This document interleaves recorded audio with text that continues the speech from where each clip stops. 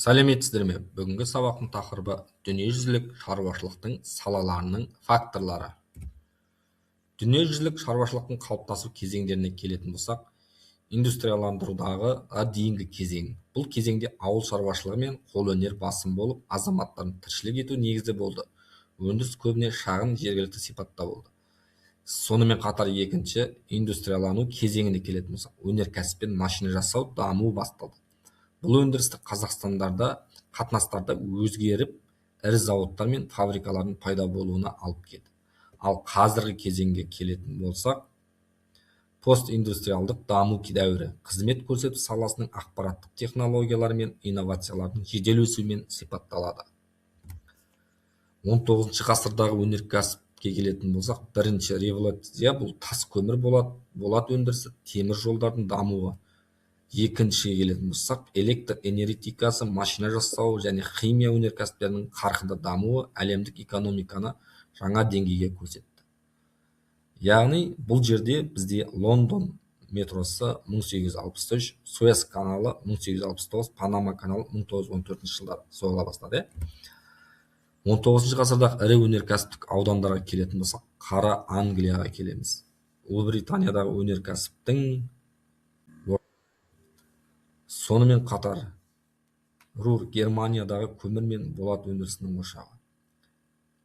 Сонымен ақштағы ірі өндірістік аймақ Пенсильвания болып аталады.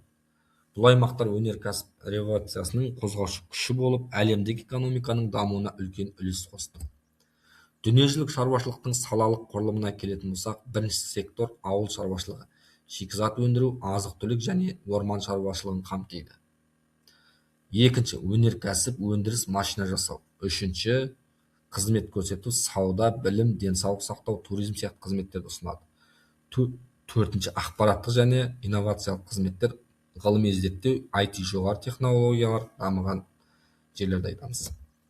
Салалық құрылымның елдердегі әсері. Дамыған елдерде 3 және 4 секторлар басым. Бұл инновациялық экономика мен жоғары өмір сүру деңгейін көрсетеді. Мысалы, ақш, Германия, Жапония.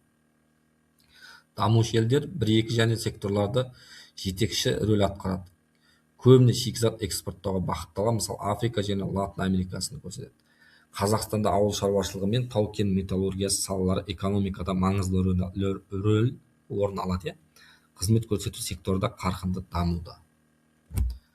Өндіріс факторларының маңызы: жер, табиғат, ресурс, пайдалы қазбалар, еңбек, адам ресурстары, физикалық күш, кез келген өндірістің қозғаушы күші, кәсіпкерлік қабілеттілік, жаңа идеяларды ұйымдастыру, тәуекелге бару және басқару, капитал, машина, құрал жабдықтар, инфрақұрылым, өндірістік процестерді жүзеге асыру үшін қажетті активтер. Экологиялық және ақпараттық факторларға келетін болсақ, экологиялық факторлар қоршаған ортаны таза ұстай білу, ақпарат факторлар ақпарат технологияны цифрландыру болып табылады. Сонымен қатар бізде қорытындылай келе дүниежүзілік шаруашылықтың дамуындағы факторлардың маңызы экономикалық дамуды анықтау және тұрақты дамудың кепілі, болашақ негізі. Болашақ дегеніміз ғылыми техникалық прогресс, инновациялар мен экологиялық саналық әлемдік шаруашылықтың болашақ бағытын айқындайды және оның тұрақты өсуіне ықпал етеді. Бүгінгі сабақта дүниежүзілік шаруашылықтың дамуындағы факторларға толыққанды тоқталып өтеміз.